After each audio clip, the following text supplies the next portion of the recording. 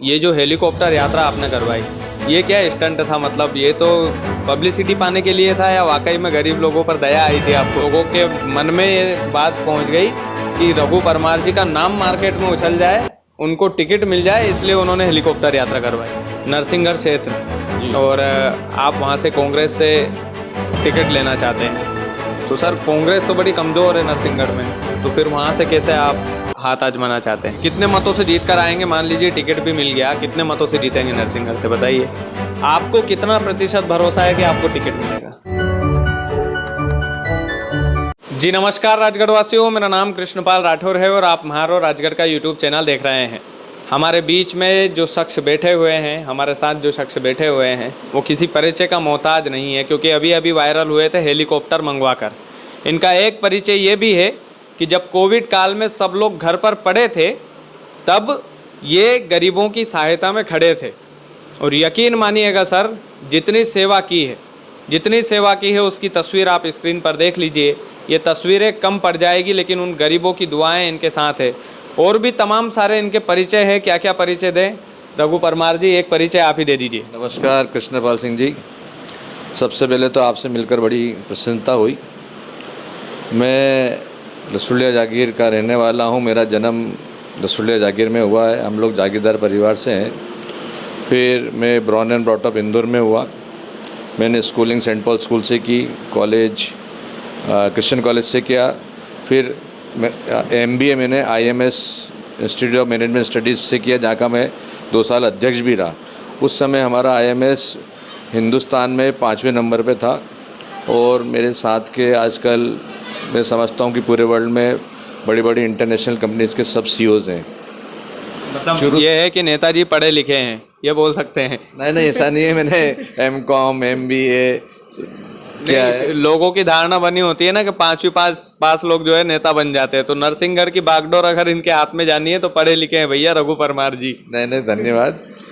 उसके बाद शुरू से ही एक राजनीति में, स्कूल लाइफ से ही, क्योंकि हाउस कैप्टन रहे, स्पोर्ट्स में काफ़ी आगे रहा मैं, खेल कूद में डिवीज़न खेला, तो खेल में काफ़ी रुचि रही, सोशल एक्टिविटीज़ में काफ़ी रुचि रही।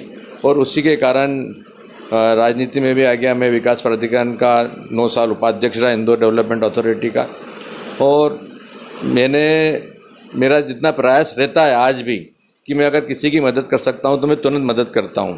उस कार्यकाल में भी जब यहाँ पचोर में हमारी सरकार थी, सरकार की आवश्यकता थी, मैंने मदद करी। और यहाँ के जितने लोग हैं जिसको इंदौर के अस्पतालों में मदद की ज़रूरत रहती है, डॉक्टरों की ज़रूरत रहती है, इंदौर के स्कूल के लिए मदद रहती है, कॉलेज के लिए मदद रहती है, व्यापारी अगर कोई उलझ जाता है उसको अगर हेल्प चाहिए रहती है तो उसकी मदद की रहती है।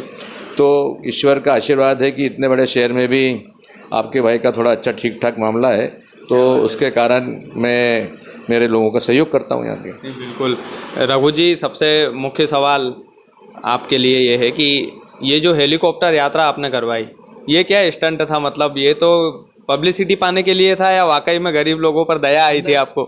नहीं, ये कोई पब्लिसिटी और उसके लिए बिल्कुल भी नहीं था राठौर जी। मेरे बहुत दिन से एक मेरे मन में था कि यार एक सपना आता रहता है, इच्छा होती रहती है, क्योंकि मैंने कहा एक दिन यार अपन भी अपने गांव में हेलीकॉप्टर लेके जाएंगे और जो हमारा बिल्कुल निम्न वर्ग है, गरीब वर्ग है, उसको बिठाएंगे। उसके लिए देखना एक हेलीकॉप्टर सपना रहता है। और मैंने उनको देखने का सपना तो ठीक है, मैंने उसमें घुमा के उनका एक जीवन की जो इच्छा रहती है लोगों की, वो पूरी की। मैंने सबसे पहले हमारे SC ST के लोगों को बिठाया, उनके बच्चों को बिठाया, उनको घुमाया खूब। 2 दिन तक करीबन 300 लोगों को प्रयास किया, पूरी सैर करवाई, प्रयास किया कि ज़्यादा से ज़्यादा लोग बैठ जाएं, एक अनुभव कर लें। ये अनुभव तो बिल्कुल करवाया आपने नेताजी, लेकिन जो है लोगों के मन में ये बात पहुंच गई कि रघु परमार जी का नाम मार्केट में उछल जाए, उनको टिकट मिल जाए, इसलिए उन्होंने हेलीकॉप्टर यात्रा करवाई। नहीं, देखिए, मैं राजनीति में पिछले 20-25 सालों से हूँ। और मैंने जैसे आपको पहले भी बताया कि मैं कई सालों से सोशल काम कर रहा हूँ। यहाँ के लोगों से भी आप पूछोगे, मैंने कम से कम हज़ारों लोगों की मदद कर दी होगी। तो एक सेवा का भाव शुरू से ही है। जैसे मैंने आपको बताया, कोविड काल में भी हम लोग इंदौर में, बड़े शहरों में सब लोग कर रहे थे। पर मैंने कहा कि कहाँ आवश्यकता है आज की तारीख में, छोटी जगह आवश्यकता है। मैं यहाँ आया, पूरा सामान लेके आया। हम ऑक्सीजन सिलेंडर हमने सारे जितने भी हॉस्पिटल्स हैं उनमें दिए।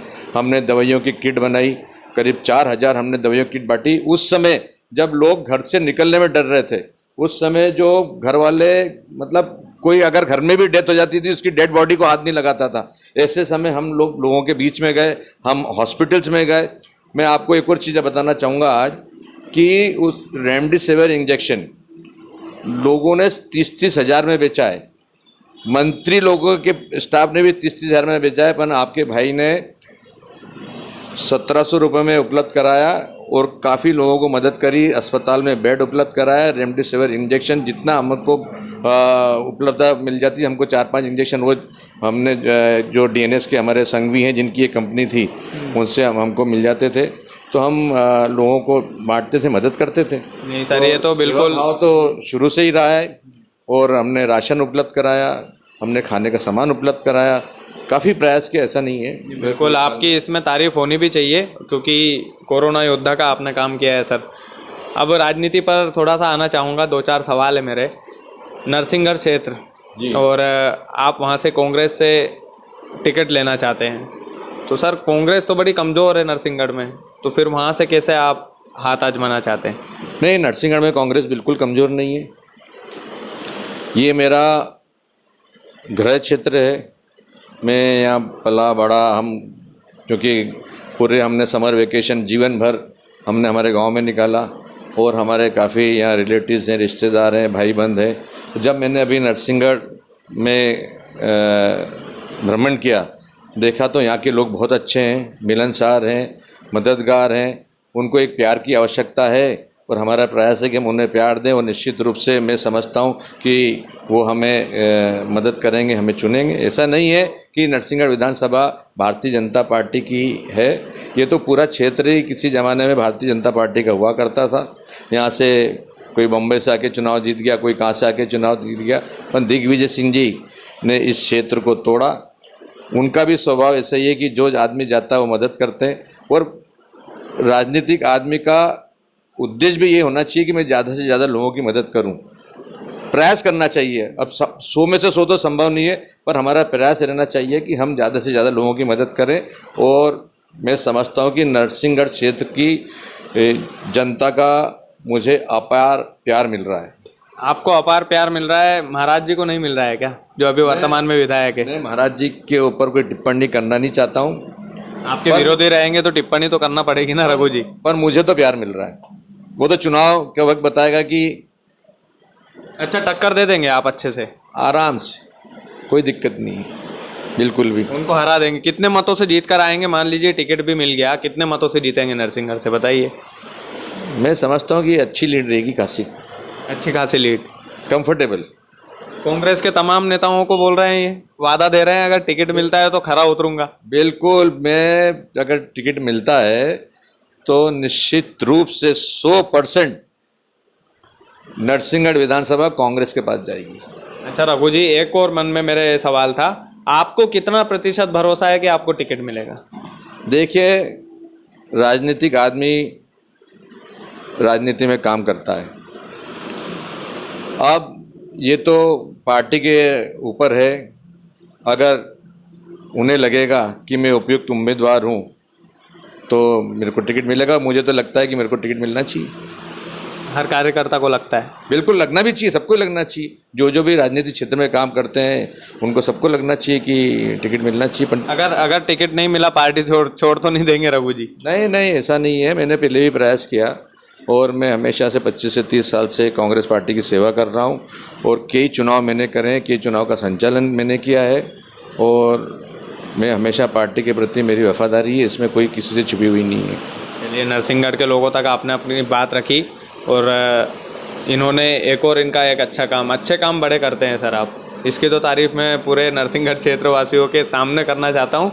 मैं एकदम खरा आदमी हूँ, अगर बुरे काम करते तो मुंह पे पूछ लेता, लेकिन ये खेल प्रतियोगिता भी करवाते हैं। अभी ये मुझे बता रहे थे कि भैया मैं खेलों में भी मुझे बड़ा इंटरेस्ट है, तो इन्होंने क्रिकेट टूर्नामेंट, कबड्डी टूर्नामेंट और भी बहुत सारे टूर्नामेंट जो है करवाए हैं। और सर्वधर्म समाज को लेकर चलने वाली एक पार्टी भी बढ़िया से की है। वो तस्वीर चल रही है सामने, कुछ 2 शब्द बोल दीजिए उस कार्यक्रम के बारे में। देखिए राठौर जी, मैं खुद स्पोर्ट्समैन रहा, खूब मैं डिवीज़न तक क्रिकेट खेला हुआ हूँ और स्कूल में भी मैं सबसे अच्छा स्पोर्ट्स वो था। मैंने जूनियर सीनियर इंटर, और मैं कभी मेरी लाइफ में सेकंड आया नहीं 100 टू 100। क्या बात है। कभी मेरी लाइफ में कभी सेकंड नहीं आया। मैं हमेशा लॉन्ग जंप, हाई जंप, 100 200 400 मेरे ये 5 इवेंट रहते थे। और from 5th class to 11th class मैंने लाइफ में कभी सेकंड नहीं आया मैं।